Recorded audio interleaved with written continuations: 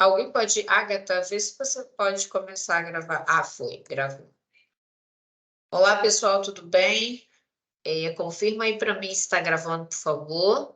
Mara tá aí, Agatha, quem puder confirmar, obrigada. Tá gravando. Obrigada, porque não estava aparecendo, agora apareceu, mas para ter certeza. Tudo bem, Francisco? Vamos lá, gente, vamos começar a nossa Tudo trilha do bem. EP2, procedimentos especiais. É um tema muito importante. Antes da gente começar a falar dos procedimentos especiais mais importantes, eu não consigo falar de todos, então eu selecionei os procedimentos especiais mais relevantes, mais cobrados em prova, que você também pode se deparar na vida prática. Vamos relembrar aqui que no processo do trabalho, nós temos o procedimento comum e o procedimento especial. O procedimento comum é aquele que ele é dividido pelo valor da causa. Então, se você tem uma ação de até 2 salários mínimos, você tem o rito sumário. Se você tem uma ação até 40 salários mínimos, você tem o rito sumaríssimo. E se você tem uma ação acima de 40 salários mínimos, você tem o rito ordinário. Lógico que a gente sabe, que eu já conversei isso com vocês, para quem já está na trilha, que já assistiu a trilha de reclamação trabalhista, eu conversei com vocês que o procedimento sumaríssimo, às vezes a gente não pode usá-lo por conta da incompatibilidade com o próprio rito. Lá no artigo 852-A, parágrafo único, diz que a fazenda pública, a administração pública direta, autárquica e fundacional não pode compor o rito sumaríssimo. Então, mesmo que tenha uma ação de 30 salários mínimos, 20 salários mínimos, eu não posso, quando tem a União no polo, o município no polo, o Estado no polo, a autarquia federal no polo, a fundação, porque eu estou perante uma administração pública direta. E existe incompatibilidade com o rito sumaríssimo quando a gente tem de réu, na figura do réu, no polo passivo da ação, a administração pública direta. E automaticamente eu vou ter que entrar pelo ordinário. No rito sumaríssimo também não cabe citação por edital. Então, se o Francisco não sabe o endereço correto da empresa, obrigatoriamente a gente vai entrar pelo rito ordinário, mesmo a ação sendo inferior a 40 salários mínimos. Mas a regra geral é que até 2 salários mínimos eu tenho rito sumário, até 40, de 2 a 40 eu tenho sumaríssimo, e acima de 40 eu tenho ordinário. Esses são o procedimento comum, como a gente titula, né? Mas nós temos os procedimentos especiais, que é a nossa trilha de hoje. Os procedimentos especiais, ele não tem relevância o valor da causa, e sim a matéria, e sim o objeto da ação. Então, os procedimentos especiais, eles estão ligados pela matéria, pela causa de pedido. Você tem que analisar seu procedimento especial através da ação que está sendo proposta e não do valor da causa. A partir ali do 853 da CLT, você tem ali os procedimentos especiais, você tem um capítulo do procedimentos especiais, e ali você vai ter as ações de procedimentos especiais. Tem a ação que a gente vai conversar hoje, que ela não está dentro da CLT, mas ela é um procedimento especial utilizado na seara trabalhista, que já foi, inclusive, cobrado numa segunda fase do exame da ordem. Vamos lá, vamos falar dos procedimentos especiais, que não tem a relevância do valor da causa, e sim o conteúdo, sim a matéria tratada diante daquela ação.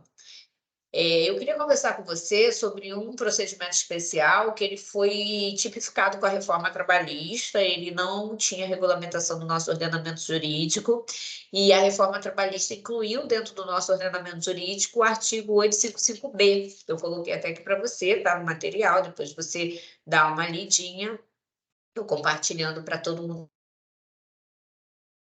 É um aluno que fala assim: eu não tive acesso ao material. Na minha trilha não acontece isso, porque eu compartilho material com vocês. Então, o aluno que assiste a trilha, ele tem acesso ao conteúdo, ele tem acesso ao material, porque eu estou compartilhando com você. E ali eu trouxe até um textozinho para você ler depois. Ali eu venho dizendo para você que a reforma trabalhista instituiu a homologação do acordo extrajudicial, incluiu o artigo 855-B de bola, lógico que nós temos outros dispositivos, o 855-C, 855-D, todos tratam sobre a homologação do acordo extrajudicial, que para mim foi um ponto muito positivo que vai ajudar você na vida prática e profissional. Vamos supor que a Juliana chega para mim e fala assim: Catiane, eu fui mandada embora, o empregador simplesmente sempre foi um ótimo empregador, uma ótima empresa, sempre arcou com todos os pagamentos, só que desde a pandemia ele está passando dificuldade financeira. E aí ele me desligou e falou, olha, Juliana, eu até queria te pagar, mas eu realmente, juro, não tenho condição de te pagar à vista. Quando a Juliana me relata isso, eu falo assim, Juliana, será que se a gente entrasse em contato com esse empregador, será que ele não aceitaria te pagar de forma parcelada? Aí a Juliana, mas como ele está passando dificuldade financeira, eu fico com medo dele não honrar, ele não honrar com um acordo. E eu explico para a Juliana sobre o 855B. Eu falo, Juliana, a gente tenta entrar em contato com a empresa, eu converso com o advogado da empresa, caso eles aceitem fechar um acordo, a gente vai fazer uma petição conjunta, cada um com seu advogado, reclamante com você, reclamante comigo, a reclamada com seu próprio advogado, vai ser uma peça só, ambos irão assinar, tanto a Juliana quanto a empresa, tanto a Catiane quanto o advogado da empresa, teremos 4 assinaturas, tem que ter assinatura, inclusive tem que ter uma rúbrica na folha que vem tratando da forma do acordo. A Juliana vai ter que dar uma rúbrica ali, porque ela está dizendo que ela está concordando com os termos daquele acordo. A empresa, representada pelo seu preposto, vai ter que também dar uma rúbrica ali, representada pelo seu sócio, né, pela pessoa ali que está constituída dentro dos atos para poder representar a empresa. E aí, depois, nós levamos essa petição de homologação de acordo extrajudicial ao Poder Judiciário. O Judiciário, ao receber o juiz, ao ter acesso a essa petição, ele tem um prazo de 15 dias para homologar ou não esse acordo. Se ele simplesmente homologar, irrecorrível, não cabe recurso. Se ele negar a homologação do acordo, cabe recurso ordinário, porque ele está simplesmente proferindo uma sentença. Isso caiu na primeira fase do exame de ordem, muita gente errou. Muita gente errou. Gente, se ele nega a homologação do acordo, ela queria que ele homologasse, a empresa queria que homologasse. Existe um inconformismo. A negativa de homologação é proferida mediante uma sentença. Essa sentença é recorrível mediante recurso ordinário.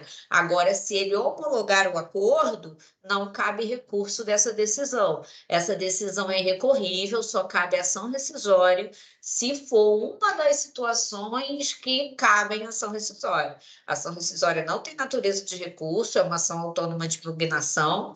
A gente sabe que ela é interposta no prazo de 2 anos a contar do trânsito em julgado, e na maioria das vezes não é o caso de ação rescisória. Então, fica sendo uma decisão irrecorrível se ele homologar. Se ele não homologar, recurso ordinário, caiu na primeira fase aí, já caiu na segunda fase, não vamos perder questões aí fáceis e importantes.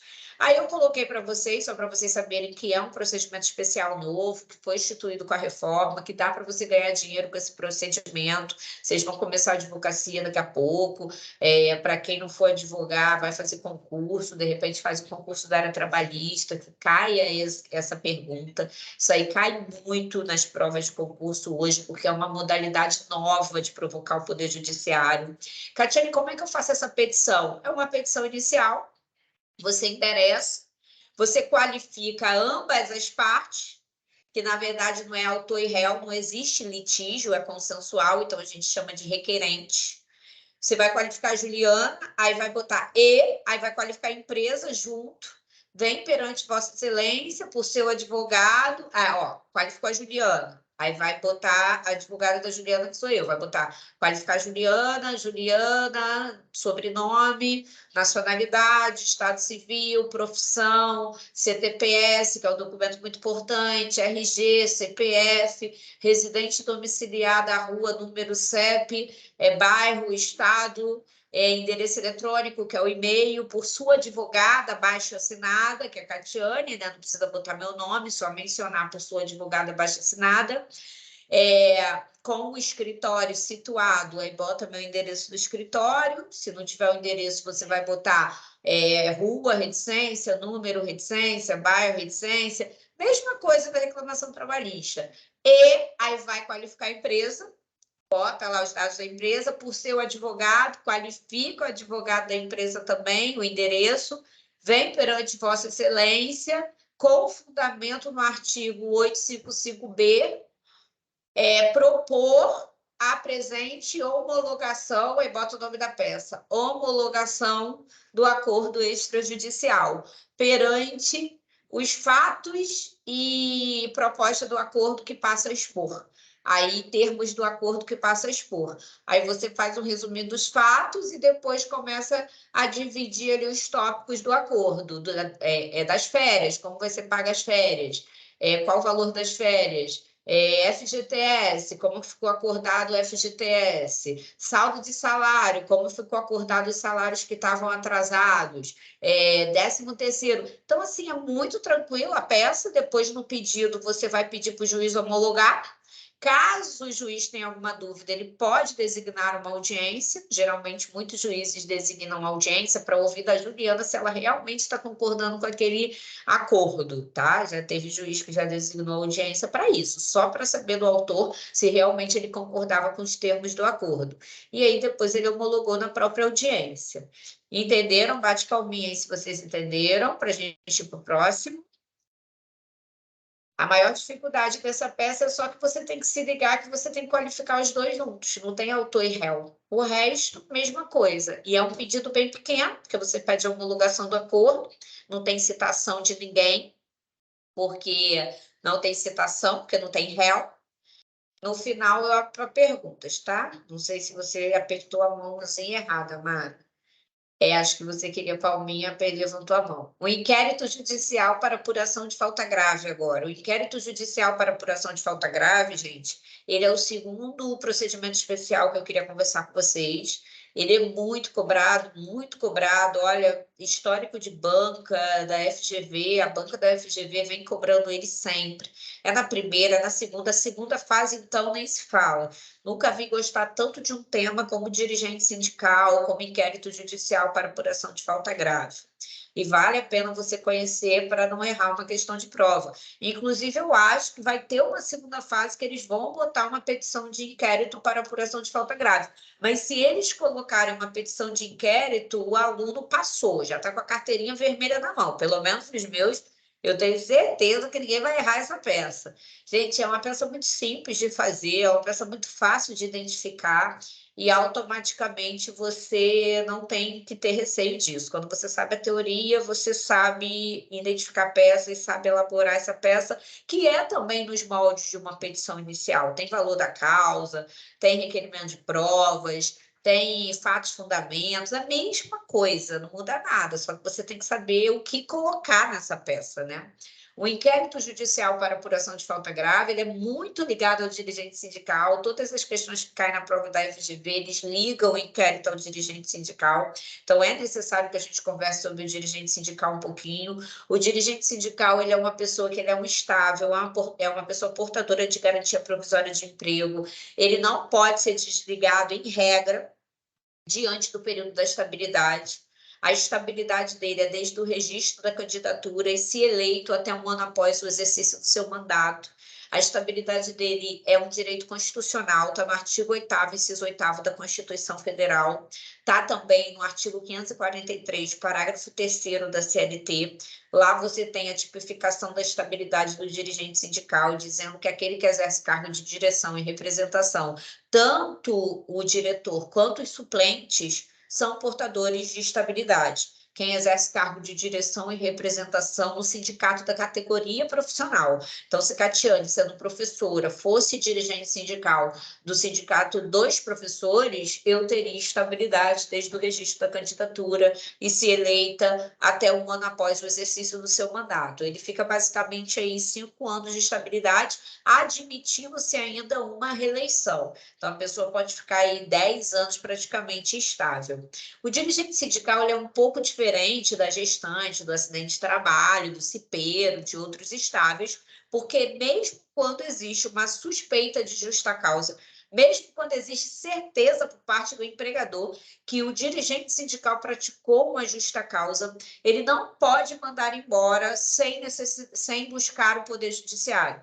Então, se você é dirigente sindical e eu descobrir que você praticou uma falta grave elencada no 482, que você praticou um ato de improbidade, uma conduta voltada aí ao crime, né, improbidade, ímprobo, desonesto, prática de crime, que você é desidioso, uma pessoa relaxada, descompromissada, que não cumpre com as suas obrigações profissionais, vai ter uma hora que o dirigente sindical, se ele realmente for desidioso, o empregador vai querer mandar ele embora por justa causa. Ele, em vez de estar trabalhando, ele fica na internet. Em vez de estar trabalhando, ele simplesmente fica resolvendo assuntos pessoais. Vamos supor que ele pratique incontinência de conduta, que é ato de apelo sexual. Estou te dando exemplos que cobram muito nas provas. E o empregador vai ficar com uma pessoa que pratica ato de apelo sexual dentro do ambiente da empresa? Não dá. Só que ele é dirigente sindical. Ele olha para o empregador e fala: eu não posso ser mandado embora.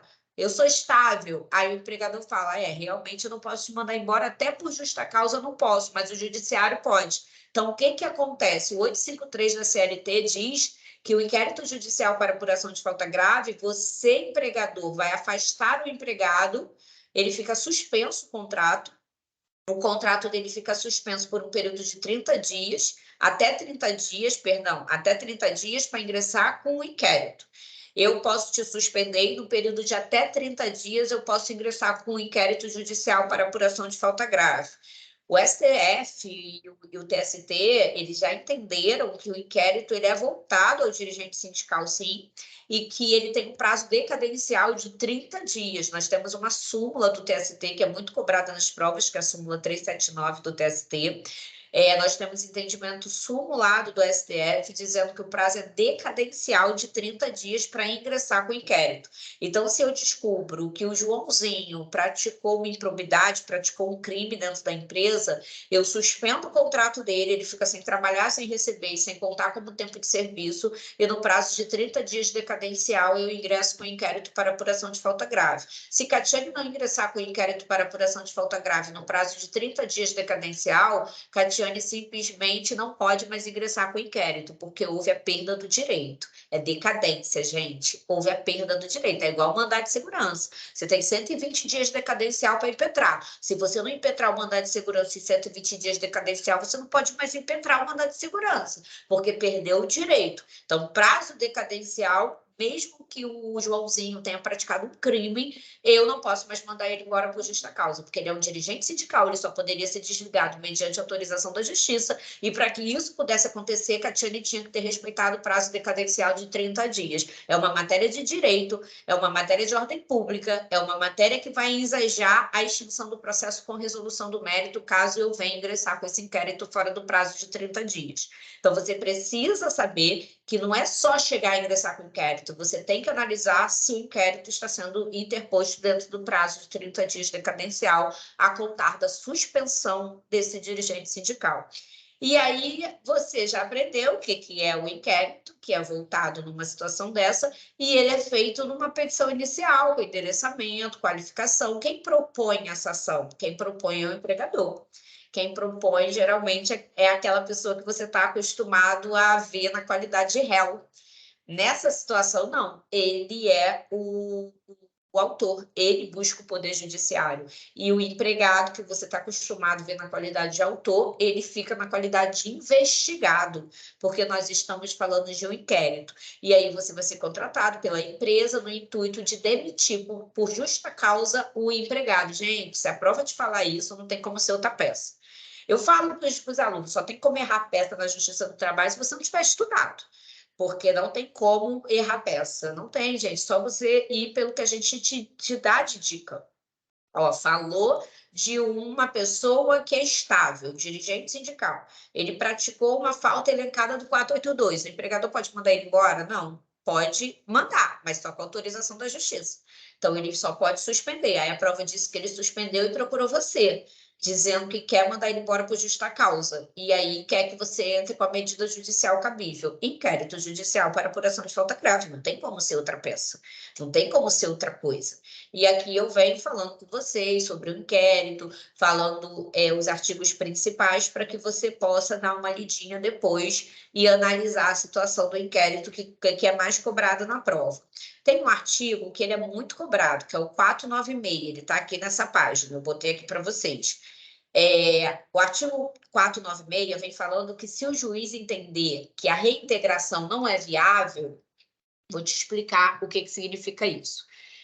A Juliana foi mandada embora, não, perdão, teve contrato suspenso. E aí a Juliana me procurou, falou, Catiane, eu sou dirigente sindical, meu contrato ficou suspenso e eu estou sem trabalhar, sem receber e sem contar como tempo de serviço. E eu sou dirigente sindical. E o meu empregador falou que ia ingressar com um tal de inquérito para apuração de falta grave. Só que eu não pratiquei essa justa causa, eu simplesmente não pratiquei essa justa causa, simplesmente eu tenho que pagar minhas contas, com contrato suspenso eu não vou receber salário e eu estou procurando você para você me ajudar, porque eu não posso esperar a decisão do juiz dizendo que eu não pratiquei uma justa causa para poder sobreviver. Salário tem natureza alimentar, salário é para sobrevivência. Como é que eu faço? Vou ficar esperando a decisão do juiz? E aí nós temos um artigo, que é o 659, inciso 10, que fala que você deve ingressar, a Catiane deve ingressar com uma reclamação trabalhista, com pedido liminar, para tornar sem efeito a dispensa do dirigente sindical.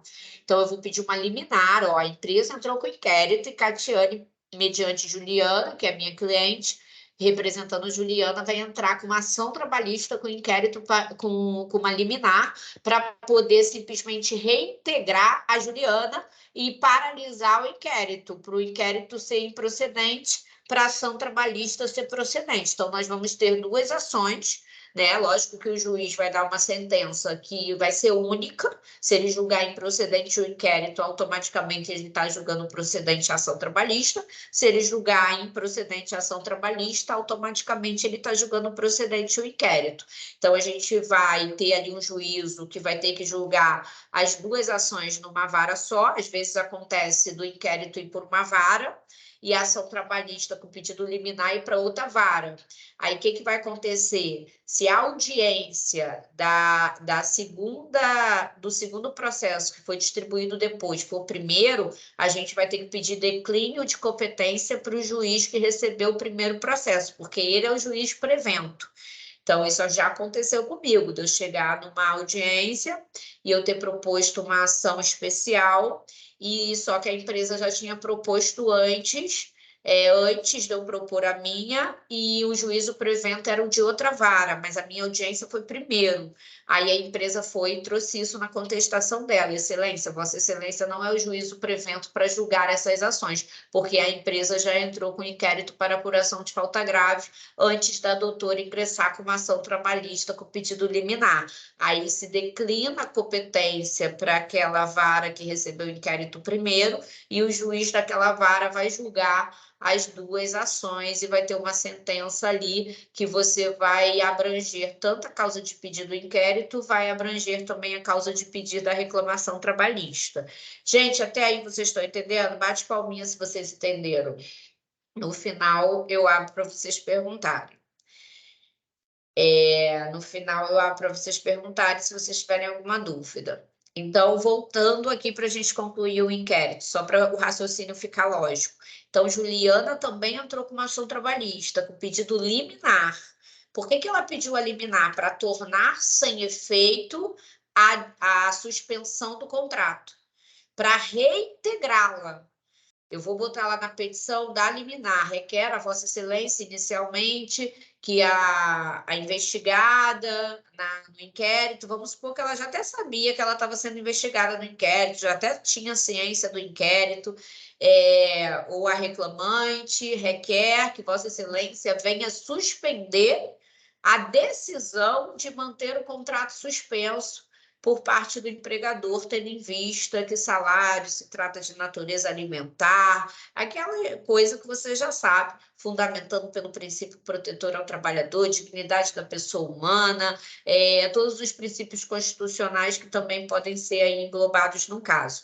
E aí o juiz, entendendo que não existe indícios suficientes, porque a liminar precisa, né, preencher os requisitos, principalmente do dano aí irreparável, né, do perigo da demora, e a gente coloca ali os requisitos da liminar sendo preenchido e mostra que a empresa não tem indícios suficientes para manter o contrato suspenso. automaticamente o juiz manda reintegrar a Juliana.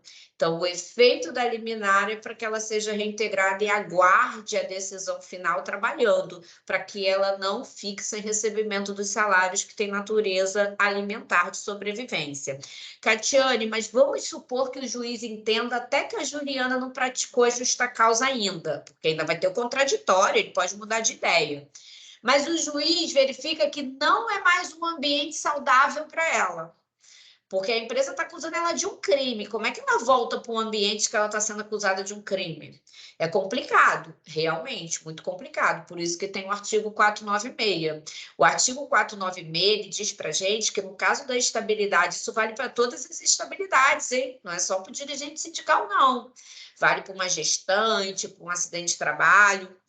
O 496 ele é muito cobrado, porque ele vem dizendo que se o judiciário entender pela não reintegração, por uma situação que é de proteção ao trabalhador, o judiciário pode converter esse período de estabilidade em indenização substitutiva.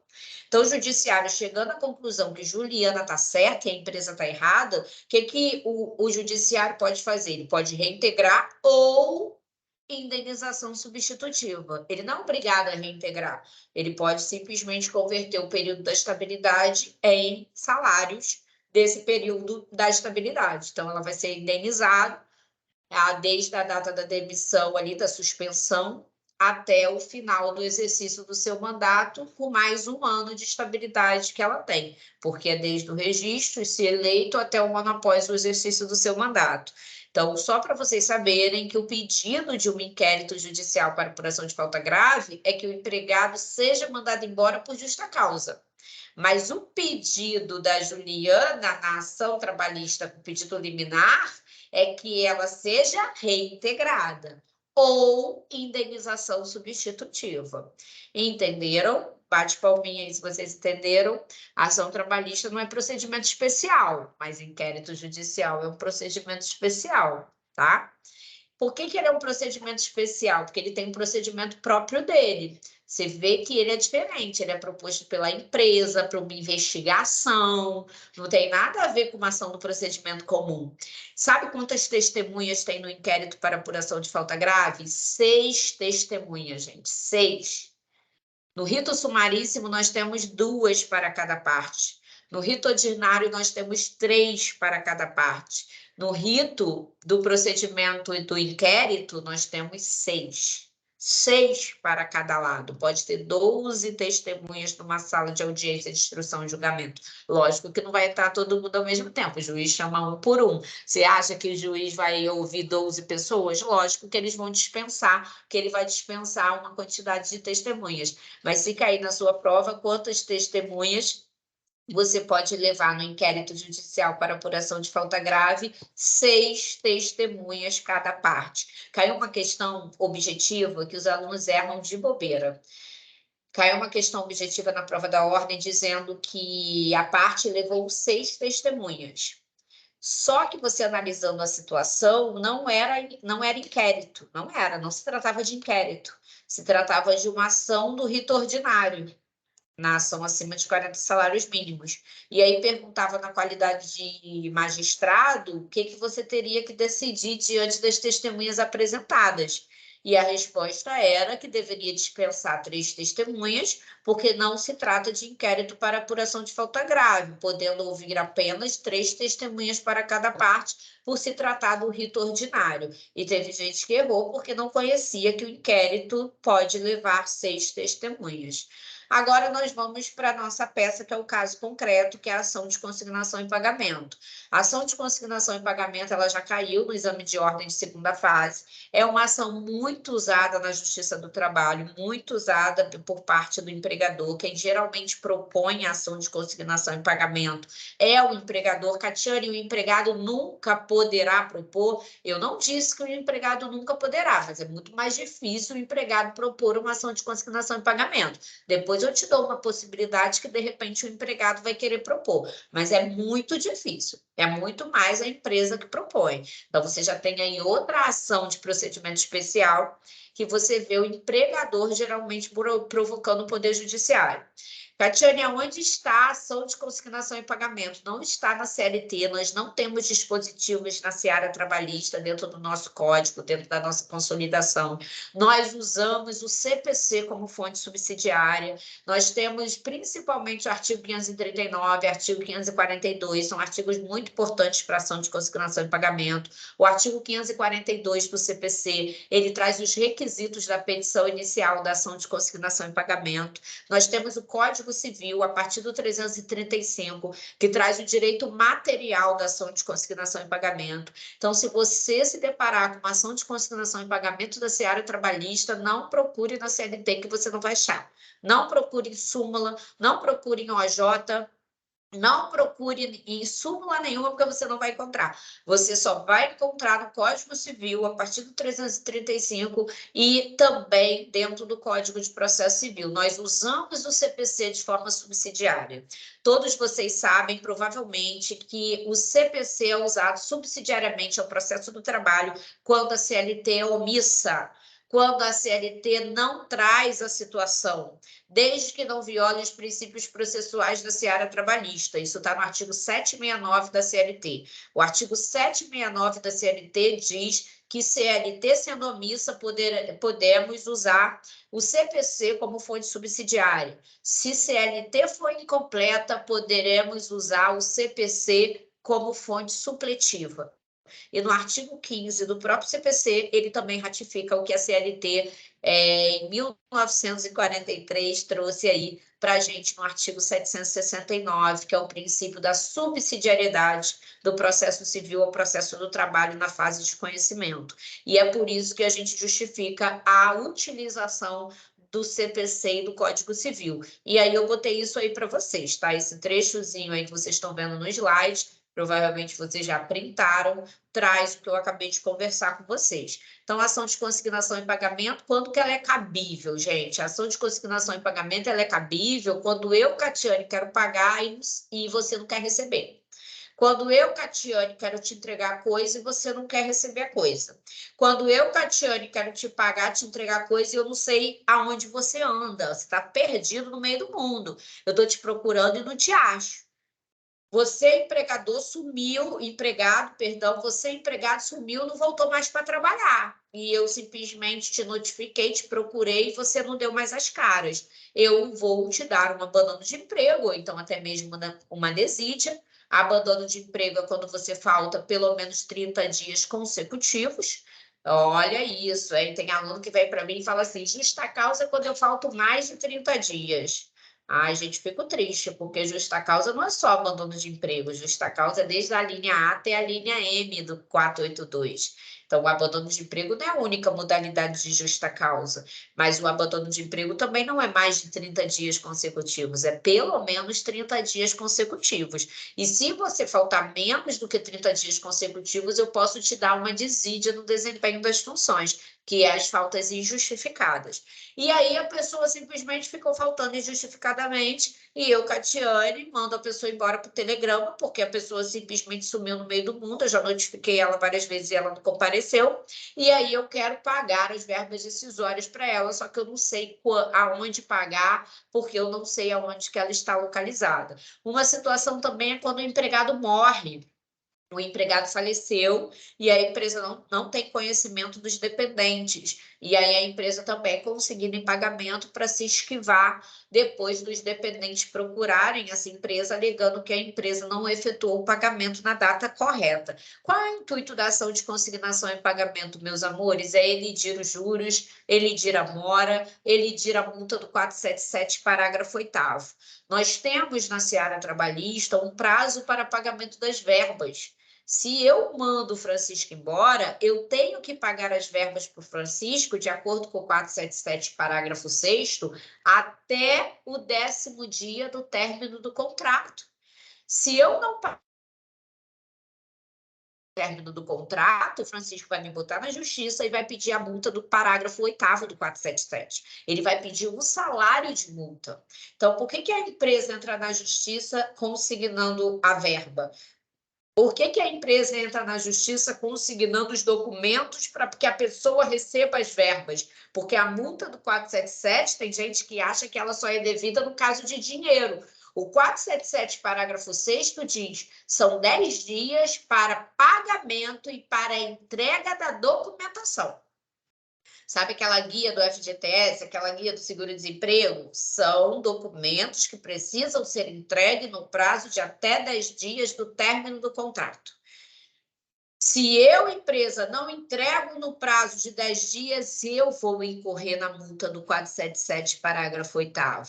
Então, o intuito, o objetivo da seara trabalhista para se propor uma ação de consignação em pagamento é não incorrer em juros, é não incorrer em mora e não pagar a multa do 477, parágrafo 8º e simplesmente extinguir o contrato. Essas palavrinhas são importantes porque quando você faz a petição, você tem que lembrar que isso tem que estar na tua petição. Esse pedido tem que estar na tua petição. Porque se esse é o objetivo, se esse é o objetivo que o empregador pretende alcançar, eu não posso deixar de mencionar na minha peça. Então, já sabemos o fundamento legal da ação de consignação em pagamento. Já sabemos o cabimento da ação de consignação em pagamento. O cabimento está lá no Código Civil. Quem traz para a gente o cabimento é o Código Civil. Processo Civil regulamenta o procedimento. E é um procedimento especial também no processo civil. Por que eu escolhi essa peça? Porque automaticamente você está treinando para tudo. Você está treinando até para direito tributário, não sabe? A única diferença do direito tributário é que não é fundamentado com o Código Civil, é fundamentado com o CTN no artigo 164 do Código Tributário Nacional. Mas a estrutura da peça é a mesma coisa. Quem aprende a fazer ação de consignação e pagamento, aprende a fazer ação de consignação de pagamento, a estrutura para qualquer área. O que muda é o fundamento legal pertinente e, às vezes, o cabimento. Que eu não vou entrar no mérito do direito tributário aqui para a gente não entrar na matéria que não é nossa. Mas só para te avisar que lá tem e a estrutura é a mesma. O que muda são os fundamentos jurídicos, né? O mérito da ação. Mas o objetivo também é pagar. Eu quero pagar e não querem receber. Então, eu vou consignar em pagamento aquela quantia devida. Ó, acontece muita ação de consignação em pagamento de aluguel. A pessoa quer pagar o aluguel, só que o locador aumentou o aluguel indevidamente. Aí o locatário não quer pagar aquele valor porque ele entende que não era momento de alteração do valor contratual, porque não estava na época da correção. Ele procura você e fala: olha, eu não vou pagar o valor que estão me cobrando, porque o contrato diz que só aumentaria ano que vem, ela já aumentou esse ano. O que você vai fazer? Ó, então vamos consignar em pagamento.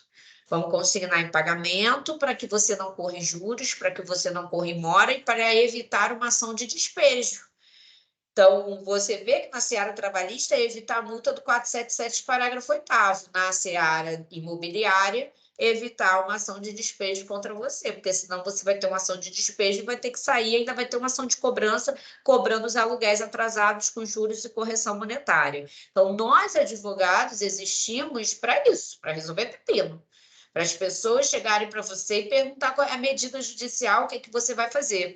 Lógico que no Código Civil vocês vão ler também sobre a consignação extrajudicial, aquela feita na instituição bancária. Essa não se aplica à Justiça do Trabalho, tá?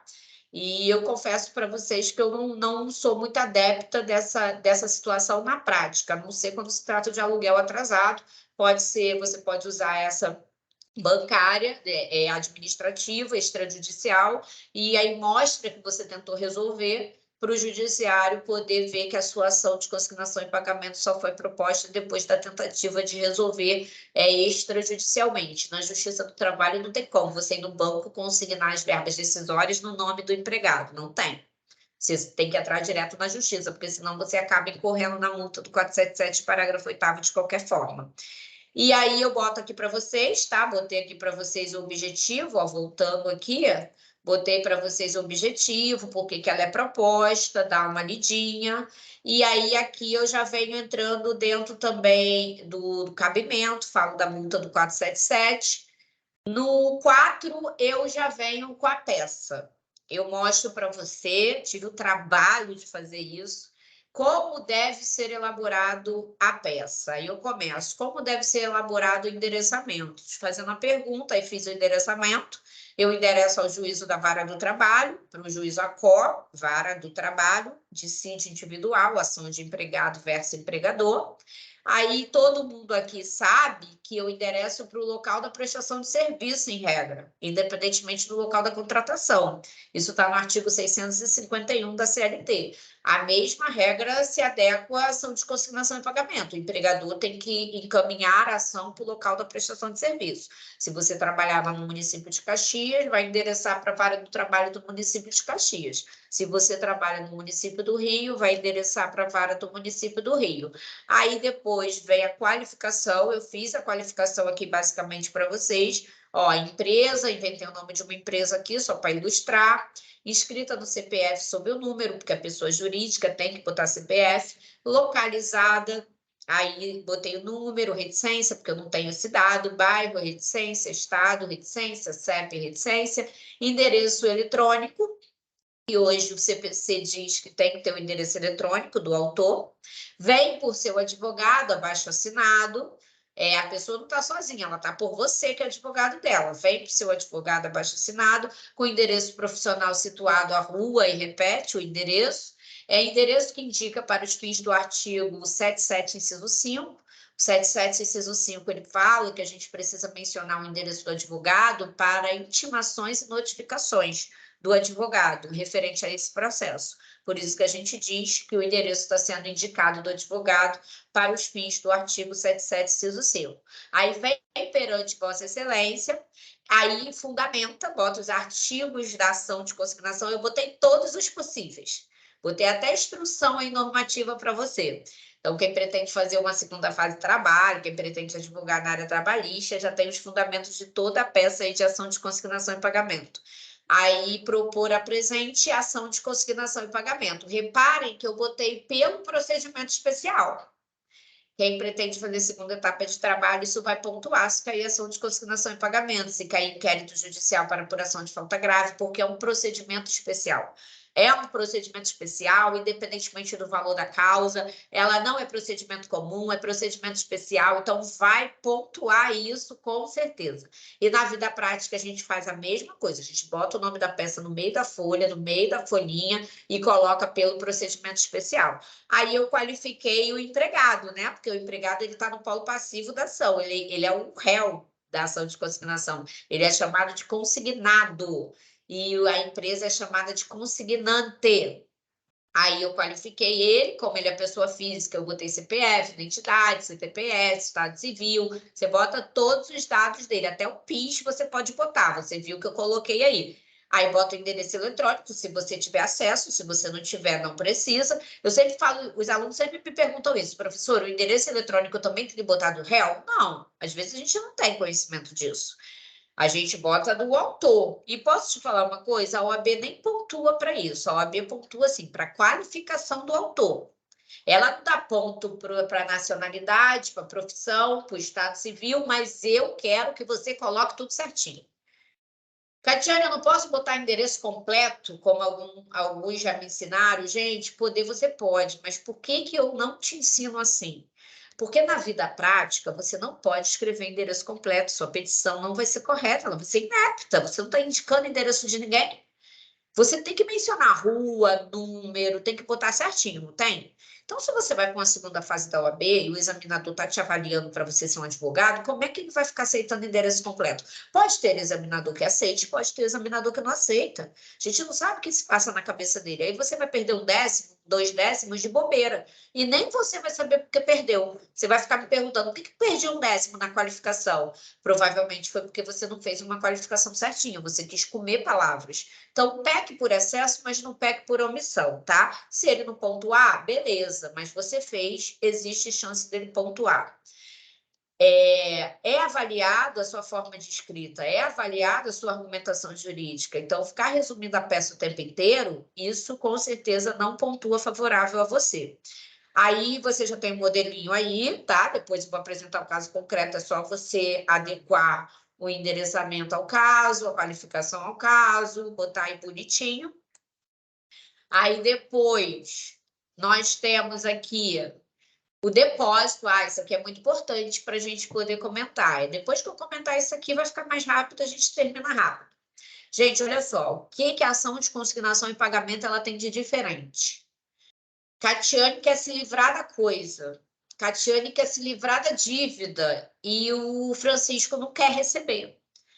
A Catiane, pelo artigo 542, inciso 1º do CPC, na petição inicial dela, Catiane tem que abrir um tópico, inciso 1º, botar o número 1 ali, algarismo romano, ou então só bota do depósito. Ela vai abrir um tópico chamado do depósito. Por que eu vou abrir um tópico chamado do depósito? Porque eu tenho que pedir uma autorização ao juiz que me conceda um prazo de 5 dias para que eu possa consignar a coisa devida ou o dinheiro que eu entendo devido. Eu não saio depositando no ato da interposição. Eu interponho a ação trabalhista e aí depois, que é uma ação trabalhista, né, consignação, e aí depois o juiz vai me dar 5 dias diante desse requerimento para que, ou então não, ele pode muito bem negar. E aí eu proponho o depósito, eu protocolo o depósito judicialmente. Então eu não saio depositando, isso mesmo, você bota lá, inicialmente requer a Vossa Excelência, de acordo com o artigo 542, inciso 1º do CPC, que seja deferido o prazo de 5 dias para consignação do valor, aí bota o valor, referente ao saldo de salário e férias vencidas, já que o empregado está sendo desligado por justa causa e não compareceu para receber as verbas rescisórias devidas. Gente, você está requerendo depósito para regular prosseguimento do feito. Porque se ele não autorizar o depósito, extinguiu a ação sem resolução do mérito. E se ele autorizar o depósito e em 5 dias você não fizer, extingue a ação sem resolução do mérito. O depósito é o ponto mais importante de uma ação de consignação e pagamento. É através do depósito que você vai elidir os juros, vai elidir a mora e vai elidir a multa do 477, parágrafo 8º. E aí você completa para regular prosseguimento do feito. Bate palminha aí se vocês entenderam. Qualquer ação de consignação e pagamento, gente, pode ser tributário, pode ser civil, pode ser trabalhista, todas vão ter o preliminar de depósito. Você vê que eu botei antes de entrar nos fatos. Catiane, eu já vi uma ação de consignação e pagamento que não tinha depósito. Está errado. Porque se você não pediu depósito, não tem o requisito de admissibilidade para ação de consignação e pagamento. Não tem o requisito de validade e existência para ação de consignação e pagamento. Ela não vai ser válida. Não tem o objeto principal. Para elidir os juros, a mora, tem que ter sido feito o depósito. Então, você já sabe fazer, você vai fazer no nosso caso concreto. Depois vai ter aluno dizendo, mas eu não tenho gabarito. Pô, se não quiser um gabarito melhor que esse, né? Tem que assistir, só tem que se dar o trabalho de assistir. Aí depois, meus amores, vocês vão abrir um tópico dos fatos. Aí vocês vão resumir o casinho que eu vou passar para vocês já já. Eu dei um exemplo aí, ó. Só seguir o exemplo, meu amor. Tia Cátia deu até o exemplo aí para você, ó. Só seguir o exemplo. Não tem como não aprender a fazer peça. Segue o exemplo, pega o caso concreto e resume. Aí eu venho e te dou os fundamentos aqui, ó. Esse é o mais difícil para você. Meu Deus do céu, fundamentos com vocês é uma coisa misericórdia. Porque vocês não lê código, leva código para a sala de aula, 1 segundo de esporro. Não é acostumado a ler artigo, ler lei, ler súmula, aí o fundamento se vira um bicho de 7 cabeças. Mas eu estou te ajudando aqui também. Deixa eu te contar uma coisa. Muitas das vezes, a ação de consignação e pagamento ela é proposta por abandono de emprego do empregado. Muitas das vezes, o empregado... tem uma situação...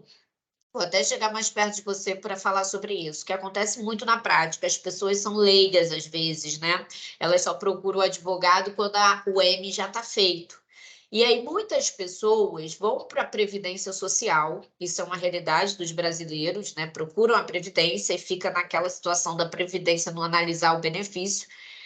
E muitos brasileiros até conseguem um benefício, por exemplo, do auxílio-doença, só que o auxílio-doença ele tem prazo certo de terminar. E aí essa pessoa depois perde o benefício, porque ele termina, mas continua doente. Aí o empregador não aceita ela de volta, porque ela continua doente, então ela não tem que voltar a trabalhar, ela tem que continuar no benefício previdenciário, mas a Previdência negou o benefício. Aí o empregado não volta para a empresa, porque está doente ainda, então a empresa não tem nada a ver com isso, e vai brigar com a Previdência Social. Recorre para a junta do INSS e nada de sair o resultado, fica esperando 120 dias, 90 dias e nada de sair. Mas ele não comunica a empresa. E a empresa não adivinha, às vezes, que ele está nessa situação. Olha o que a súmula 32 do TST diz. Eu botei isso no material para você, é o exemplo que eu estou te dando nos fundamentos. Se a pessoa se afastou por benefício previdenciário e não retornou no prazo de 30 dias consecutivos, abandono de emprego nele.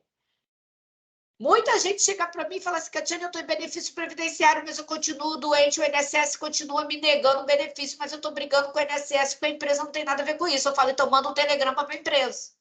Manda um telegrama para a empresa, manda uma notificação para a empresa, aviso de recebimento vai voltar para você e se resguarda. Porque se a empresa te mandar embora por justa causa, você reverte na justiça com facilidade. Ah, Catiane, mas não dá para reverter? A gente dá, mas olha o trabalho que essa pessoa vai ter que contratar advogado, ela vai perder dinheiro, coisa que ela nem tem para perder, porque ela está ainda esperando receber o benefício dela.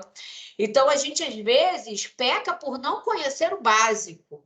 Tá? Então, eu te dei um exemplo aí, ó. No caso de espécie, restam presentes os requisitos, objetivos e subjetivos para a confirmação do abandono. Aí eu venho dizendo que ele tem que manter ali o pagamento das verbas por abandono de emprego, tendo em vista que se conta presente os requisitos do abandono. Catiane, quais são as verbas que eu vou consignar? Eu tenho que saber sobre isso. Então, se for uma dispensa por justa causa, você vai consignar só o saldo de salário e férias vencidas. Uma pessoa que é mandada embora por justa causa, ela só recebe os últimos dias trabalhados antes da comunicação da dispensa e as férias vencidas, se tiver férias vencidas. Elas não recebem férias proporcionais, elas não recebem 13º, elas não sacam o fundo de garantia, elas não se habilitam no seguro-desemprego. Gente, uma pessoa que é pai de família, que tem conta para pagar, fica desesperado quando ganha uma justa causa. Imagina receber uma ação de consignação e pagamento, ele sendo citado para responder uma ação de consignação e pagamento, tendo que contratar advogado, desempregado, mandado embora por justa causa, a empresa querendo consignar só saldo, salário e férias vencidas e ele tendo aluguel para pagar no outro mês. Quando eu chego para vocês e falo, vocês vão lidar com vidas, vocês vão lidar com pessoas que precisam que vocês sejam profissionais qualificados. Você, às vezes, não identifica isso. Você tem o poder de ajudar e o poder de destruir, porque uma orientação errada você ferra com a vida de um cliente. O estudar não é por mim, não é por você, é pelas pessoas que vão te procurar. Elas não merecem ser mal atendidas, elas não merecem uma orientação errada, elas não merecem ser prejudicadas. Eu já vi pessoas que foram mal orientadas e não procurou outro e acreditou naquela orientação errada e deixou de buscar seu direito. E quando foi buscar, porque alguém orientou certo, já tinha prescrito. Já tinha exaurido o prazo prescricional. E a pessoa abre mão de valores muito significativos que mudariam a vida dela. E aí? Existe preço para isso? Existe punição para isso? Gente, sei que o objetivo do ensino é esse, mas é para te mostrar o porquê que você tem que estudar. A gente tem uma trilha no horário, tudo bem, 4 horas, mas eu reclamo de não ter tantos alunos assistindo. Porque é conhecimento prático. Vocês precisam assistir, o nosso período está acabando, vocês não terão mais trilha de EP2 e a oportunidade vai passar e vai para o pessoal do EP1 que vai vir para EP2. E aí, você agarrou todas as oportunidades? Se não agarrou, assista as outras trilhas que estão gravadas. Assista para ontem, para você não perder a oportunidade, porque virou o período, a gente tira elas. Voltando aqui. Aí, ó, eu abri um tópico da multa do 477, parágrafo 8º. porque é o objetivo principal. Botei de uma forma objetiva.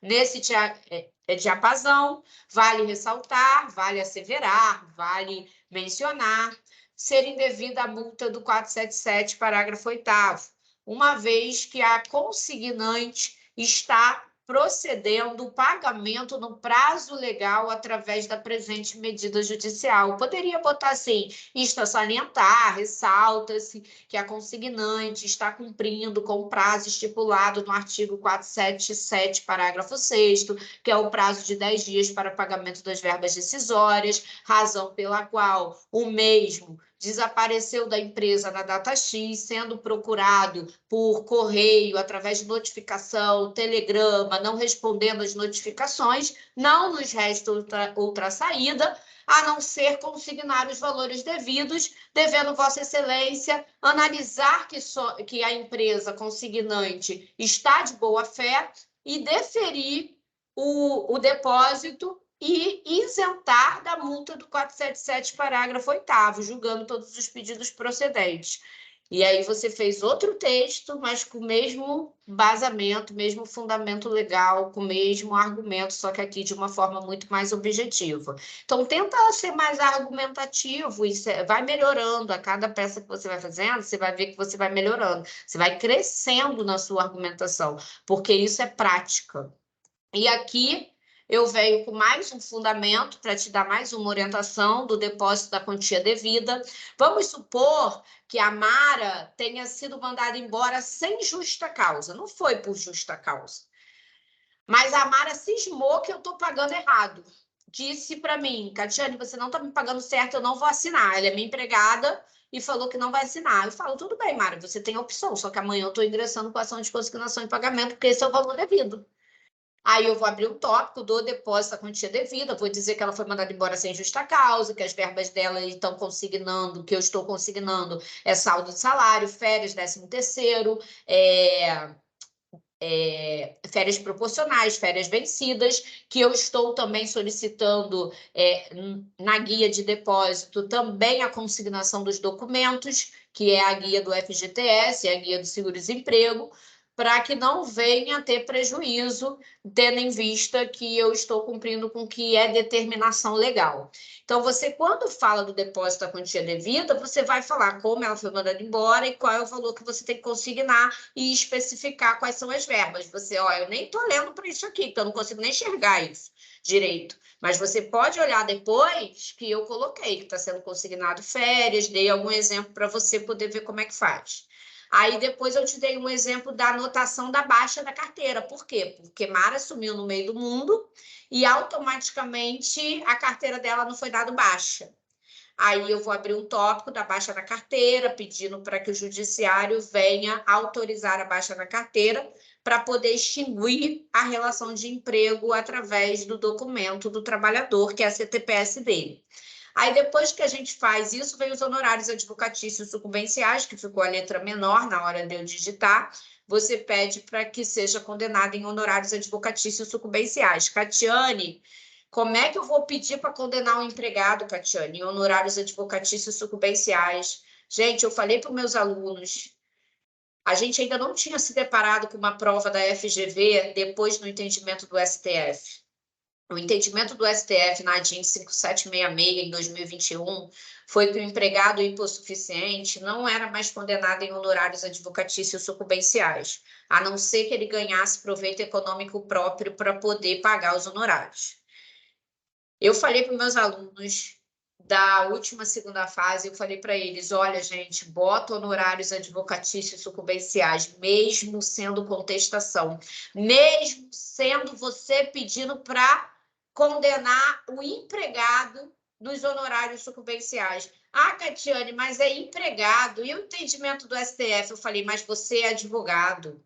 Você está buscando a melhoria da sua categoria. Honorários advocatícios sucumbenciais têm natureza salarial. Eu entendo que se a FGV está analisando você como profissional, ela vai botar no gabarito, mesmo sendo o empregado condenado em honorários. porque você tem que cobrar os seus honorários, porque o advogado é indispensável para a administração da justiça. Sabe qual foi o gabarito lá? Honorários também foi um dos pedidos que eles colocaram, mesmo sendo um empregado condenado. Então, mesmo com o entendimento do STF, nós somos advogados, nós precisamos cobrar honorários, porque a gente não sabe se ele vai receber proveito econômico próprio também para poder custear o que ele sucumbiu. Gente, a sucumbência ela pode ser recíproca. Eu entrei com uma ação trabalhista em face do Leonardo. O professor Leonardo simplesmente ele ganhou porque muita coisa eu perdi, mas eu também ganhei, porque a sentença foi parcialmente procedente. Então, tem ambos que pagar sucumbência, porque a sucumbência foi recíproca, não pode ter compensação. Para quem se esqueceu o que é sucumbência, né? Está sofrendo um pouquinho de amnésia hoje, sucumbência é aquilo que quem perde paga o advogado vencedor. Honorários contratuais é o que o cliente paga diretamente para você. Então, se você é advogado e sucumbência também é honorários, e honorários é o nosso salário, gente, os honorários são nosso salário. Assim como o subsídio é o salário do magistrado. Eu até critico a nomenclatura salário, porque eu falo assim, por que salário é uma nomenclatura somente para algumas classes de empregados? Por que outras recebem honorários, como o médico, o advogado, o perito? Por que o juiz recebe subsídio, o membro do Ministério Público recebe subsídio? O salário é uma nomenclatura que era usada na época da escravidão, mas isso não é tema para a gente falar aqui, é numa oficina de leitura, né? Trabalho escravo. Então, eu sou uma pessoa que eu discordo da nomenclatura salário. Eu acho que esse nome tinha que ser modificado, porque isso lembra a época da escravidão. Mas voltando aqui, é por isso que é bom, tá vendo? Você lê, você se interessar por algumas coisas, porque você entende alguns posicionamentos da própria doutrina, que às vezes não vem posicionamento concreto ali, mas é de coisas da antiguidade. Evolução histórica é importante para alguns temas. Depois que você passa aqui da fundamentação, aí vem o pedido. Aí eu fiz o pedido aqui para vocês, tá? Já está pronto praticamente. Aí, depois do pedido, que já está pronto praticamente, vem aqui o final, né? Que é requerimento de provas. Eu não fiz, porque eu sei que você sabe, requer provar o alegado com os meios de prova admitida em direito, nesse caso especial documental, né? Muito especial isso, documental, porque tem um telegrama que você mandou para ela e ela não retornou à empresa. Então, a documental é muito especial. Existem ações que você tem que dar uma ênfase para aquela prova mais importante, como testemunhal. A Justiça do Trabalho ela dá muito valor para testemunho, princípio da primazia da realidade, princípio da verdade real. As testemunhas na Justiça do Trabalho elas são superiores à documentação apresentada. Elas conseguem derrubar a documentação apresentada. Então, nessa ação, quais são os meios de prova mais importantes? Testemunhal e documental. Então, requer provar o alegado com todos os meios de prova em direito admitido, no caso especial, documental e testemunhal. Não tem necessidade de perícia, não tem necessidade aí de...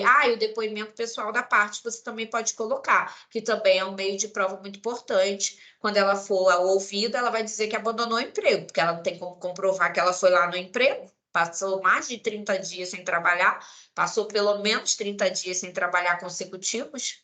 Aí depois você bota o valor da causa, dá-se a causa o valor de. Se a prova não te der um valor a ser consignado, você vai botar R cifrão 3 pontinhos. Se a prova te der um valor a ser consignado, você vai botar o valor da consignação.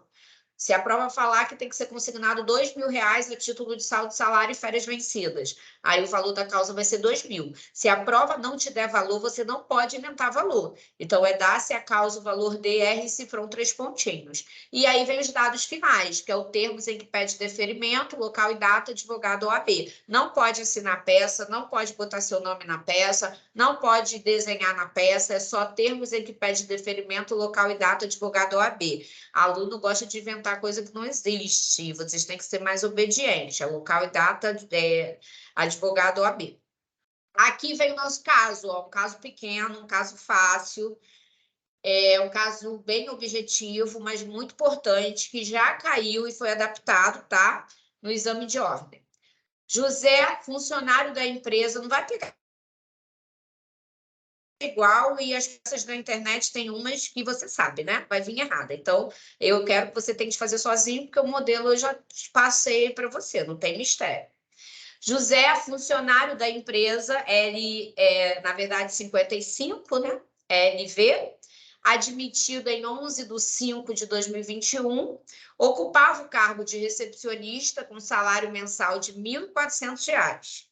Em 19/6/2022, José afastou-se do trabalho mediante a concessão de benefício previdenciário de auxílio-doença, cessado o benefício em 20/7/2022 e passados 10 dias sem que José tivesse retornado ao trabalho.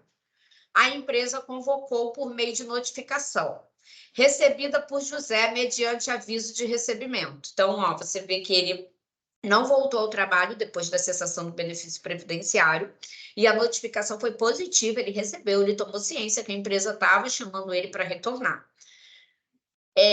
José não atendeu a notificação e, completados 30 dias de falta, 30 dias consecutivos de falta.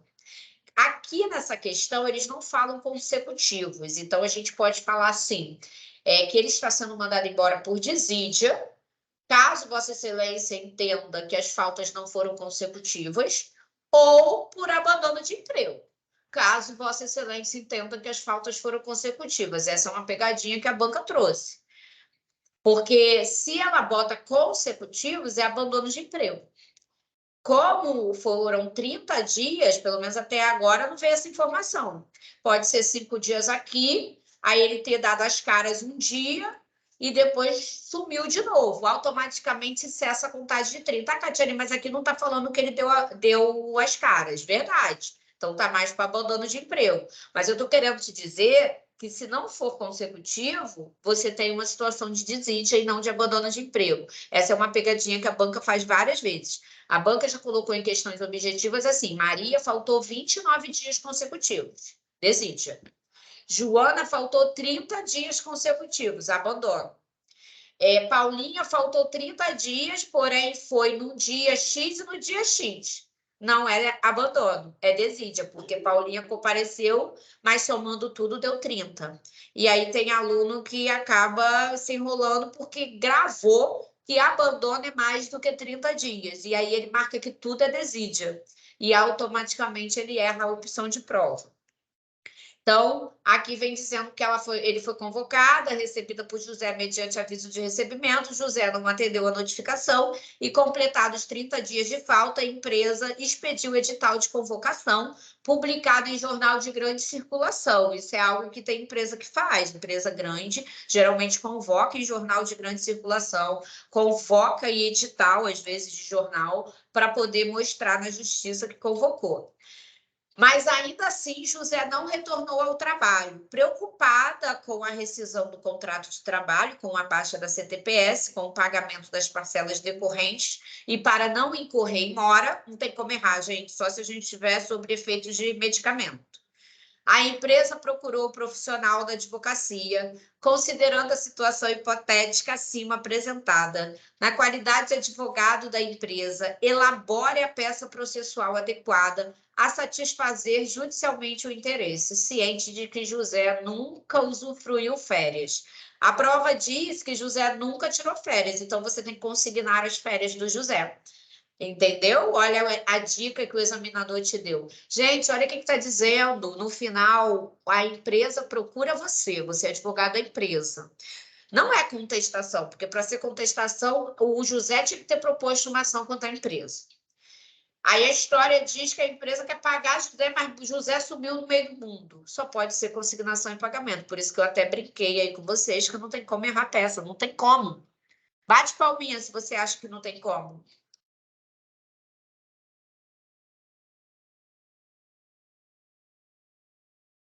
Ah, que bom, já ia falar, só uma pessoa acha que não tem como. E aí, meus queridos, deixa eu te falar uma coisa que caiu na OAB. Caiu na OAB uma vez que uma caseira de um sítio, queria pagar as verbas de um empregado que faleceu, do caseiro do sítio que faleceu. E aí apareceu uma mulher dizendo que era esposa dele, mas não apresentou certidão de casamento. Apareceu outra mulher com um filho, dizendo que tinha um filho com ele. Apareceu outra mulher dizendo que era amante dele, que tinha outro filho com ele. Apareceu outra mulher dizendo que era companheira dele com outro filho dele. Ou seja, apareceram quatro mulheres dizendo que era ligada ao caseiro do sítio. E Catiane, dona do sítio, não sabia para quem pagar. Pô, dá para errar uma situação dessa? Dá para ser outra coisa a não ser ação de consignação e pagamento? Porque você não sabe a quem pagar. Você não pode pagar sem saber para quem. Você vai entrar na justiça e vai pedir para o judiciário citar, notificar essas supostas esposas, companheiras, representantes legal dos menores, para que chegue à conclusão quem realmente é dependente, porque no rol de dependente da Previdência Social, o caseiro abençoado não declarou ninguém. Na CTPS dele, não tinha ninguém declarado como dependente. Entenderam? Catiane, quando que o empregado pode propor uma ação de consignação, Catiane? Vou te dar um exemplo. Catiane é trabalhadora externa, trabalha com medicamento, mostrando medicamento para os médicos, vendendo medicamento para os médicos. Você é um trabalhador externo, vendendo produtos para uma empresa. E aí a empresa te desliga. Te desliga pelo WhatsApp. E você simplesmente precisa devolver os produtos, porque não são seus, são da empresa. E você tenta devolver esse produto e a empresa se nega a receber. Você consigna em pagamento. Então, não decore que consignação em pagamento é somente de empregador. Memorize que consignação em pagamento, em regra, é o empregador. Mas pode ter uma ação de consignação em pagamento pelo empregado. Nesse exemplo que eu te dei, uma questão boa, né? Meus queridos, muito obrigada pela presença de vocês. Quem está presente aí, eu só tenho a agradecer de ter disponibilizado o seu tempo. Espero que tenha sido um tempo proveitoso, de muito aprendizado. Alguém tem alguma pergunta? Professora, boa tarde. Então, Boa a tarde. atividade é o caso concreto, né? Isso aí, o caso concreto, e vocês são minhas testemunhas, que está tudo aqui. Porque às vezes o aluno fala para o colega, meu amigo coordenador de autoridade, porque eu não sei qual é o caso. Eu não sei como fazer. Mais mastigado com isso, só se eu pegar a sua mão e fazer por você. Tá aí, esse é o caso, e tá também, eu vou repassar aqui, ó, para quem não printou a tela, eu vou passar para vocês, porque, gente, se assistir, você tem isso aqui. Então, o que vocês podem fazer também? Na hora de elaborar, uma dica, pega e assiste novamente. Aí você vai parando, né, o vídeo e vai fazendo. Uma forma muito boa de você treinar. Ouvir e fazendo, ouvir e fazendo. Automaticamente você está treinando de uma forma muito boa, que eu gosto muito para peça processual. E aí tem, ó, aí eu trago para você a introdução, aqui também, e aqui a gente começa na peça. E a última folha é o caso concreto. Beijo, gente. Grande prazer ter estado com vocês. A última trilha não vai ser ministrada por mim, vai ser pelo professor Jamil, de execução. Então, eu quero me despedir de quem não é meu aluno de Caxias, mas são alunos da ilha, né, de outra unidade. Foi um prazer ter estado com vocês nesse período. O período que vem vocês estarão no IP3, está acabando, falta pouco. E eu tenho certeza que esses dias aí que nós tivemos nesse período foram de grande aprendizado. Dia 24, para quem for da unidade de Caxias, nós teremos a sessão oral de julgamento, não percam, e eu vou ver se eu libero o link para as outras unidades, quem quiser assistir, tá? Eu mando para os coordenadores. Beijo, fiquem com Deus. Bom final de semana aí para vocês. Obrigado, Catiane. Obrigado. Obrigada a você. Obrigada, professora, foi ótimo. Que bom que você gostou, Mônica.